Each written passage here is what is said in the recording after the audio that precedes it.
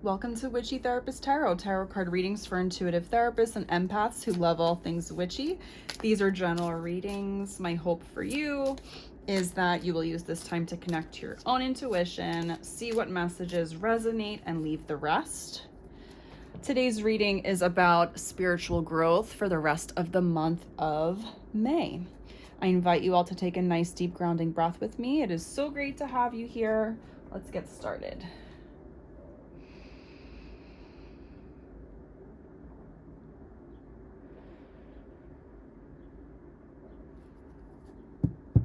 Okay, the rest of May. Here we go.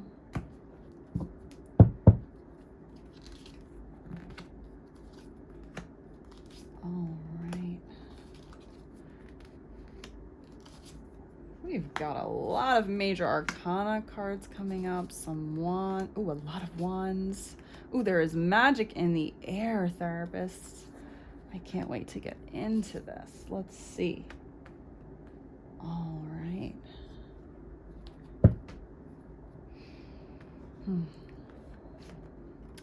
All right.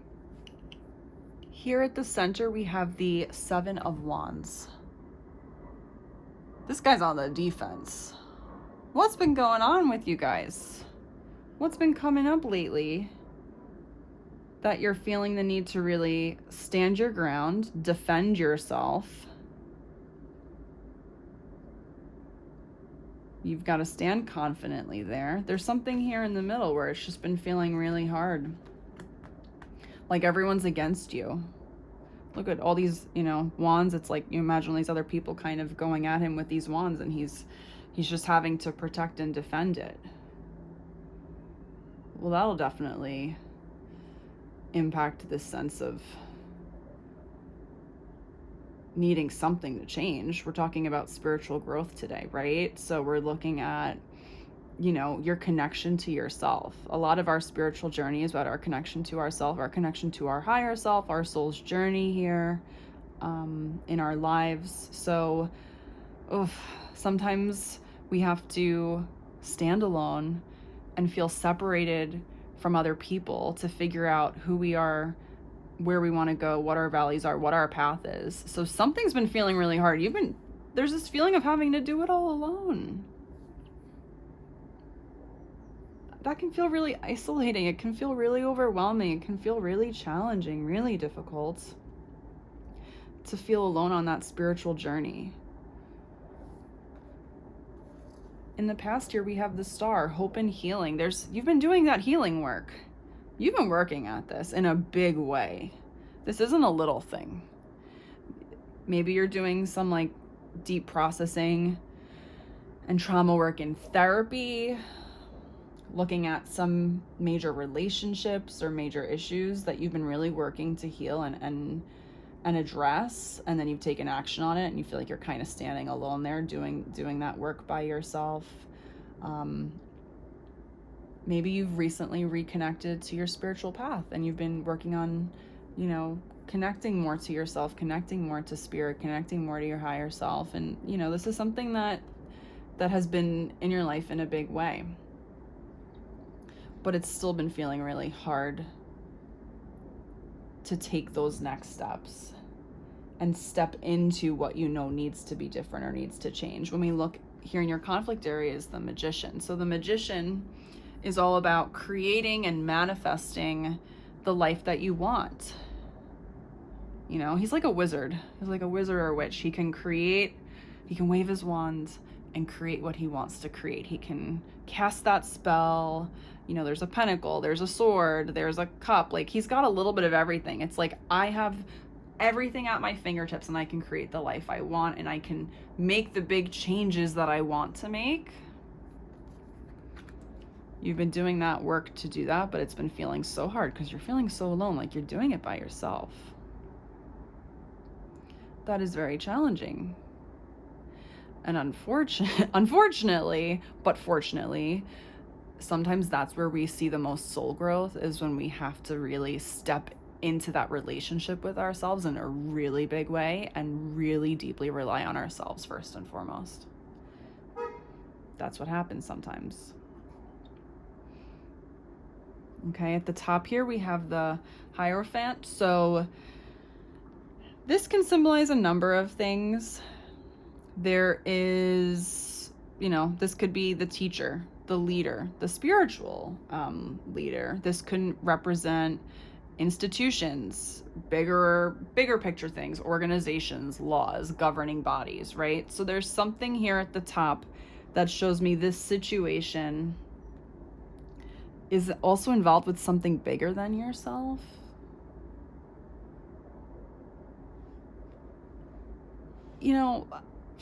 I don't know about you, but I notice all the time in my spiritual practice how my upbringing with religion created this framework of beliefs and values for me. And in some ways that worked out just fine and it was great and it probably got me on my path here. But then in some ways I think it also, that programming created a lot of problems for me that I needed to unlearn. So sometimes when it comes to spiritual growth and your connection to yourself, you might kind of be challenging some of these more widely accepted ways of thinking or doing things in society. I feel like you might be fighting up against this. Like, this is here at the top. It's like you've had this top of mind of like, how are things supposed to be? How am I supposed to handle this? What is this path supposed to look like? But it's not matching up anymore. It's not aligning anymore. You want to break out of that and carve out this path for yourself. And I think you've been trying to create it, but it's hard because it's huge to dismantle those beliefs about this is exactly how it's supposed to be. This is how you're supposed to think about this. Even on a spiritual level, this is how you're supposed to connect to spirit. We know that can look any number of ways, right? At the bottom, we have the Lover's card. So the Lover's card can represent that there's a big choice to be made here. And at the bottom here, it's like things that are kind of going on behind the scenes or more in the subconscious that maybe aren't necessarily presenting themselves to us yet. You have a choice. You always have a choice. You are not alone. Okay? You have support in spirit to help you make those really big, scary choices. Remember that. It might feel like you're alone, but you are never alone. If you're trying to break out of the mold and have that growth and do something different and carve out that new path, you're gonna have to make the big choices. And I know that feels scary and it can feel like you're on the defense, but you are not alone. Remember that. Remember to connect on a spiritual level so you feel that support in spirit.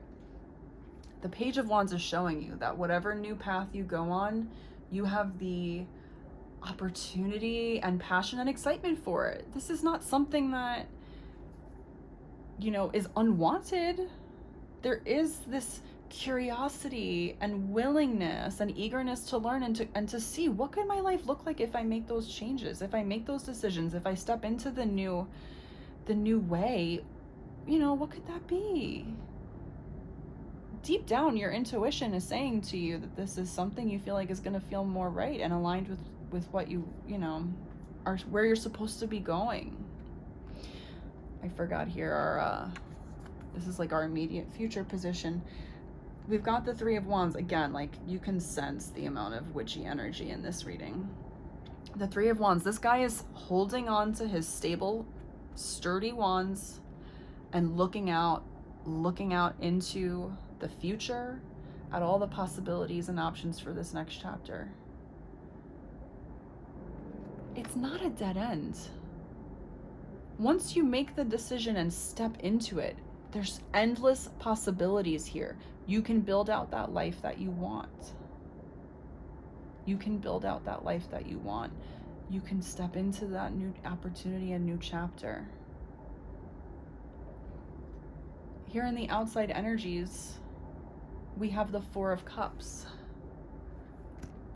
So this guy is looking at these cups and not this one. So Spirit is giving him this emotional offering and opportunity, and he's just looking at, he can't even see it because he's so distracted and cranky and looking at what has been. It's okay to grieve how hard the journey felt. It's okay to feel huge feelings about how alone you felt about it. But that doesn't mean that this isn't here for you. It's here when you're ready to look at it. It is here when you're ready to look at it. Here we have the Four of Swords. This person is laying down, resting, reflecting. They're in the church, they're meditating, they're doing their intuitive practice, they're praying. Whatever it is that they're doing this introspection. This healing work is not done. In order to continue your healing and to grow, you need to consciously tap into your intuitive practice, connect with yourself, process those big feelings so you can step into this new opportunity and see what beauty can come of it. There's something coming in for you. A door closes, a window opens, right? You gotta look. If you're not looking around, you're definitely not gonna see that window open. Okay. Here we have the Seven of Swords. I usually associate this card with feeling some sense of insecurity, something causing some anxiety, right? This has been challenging for you. But if we look at the positive spin on this card, this guy is very strategic. This is reminding you. It's reminding you that you don't have to just jump into any big choice or decision without a plan.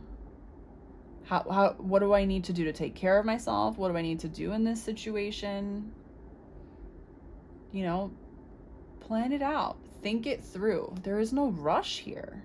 Look out at the possibilities and think it through so that you don't feel a deep sense of insecurity. You're feeling more so, I'm trying my best to be strategic about this. You know, when it comes to healing work and spiritual growth and intuitive practice and everything, like all this growth isn't going to just happen. You have to put the work in for it. This is something you can intentionally do. All right, let's pull some angel cards and see which angels we want to connect to for this reading, to see who can help support us with the spiritual growth for the end of May. Please don't forget to like, comment, and subscribe so you can follow along for more therapist readings. I'm so grateful and appreciative to have you all here. Please check out the Instagram, Witchy Therapist Tarot, and feel free to share this channel with your therapist friends. Let's grow out some community here, therapists. All right. Thank you so much. I really do appreciate you all. It's been a very exciting new venture for me to start these. So thank you for being here. Oh, beautiful. I'm going to put this right here. And our second. Unbelievable. It can't get any clearer. You got Haniel for both. This is the first time this has ever happened for me in a reading.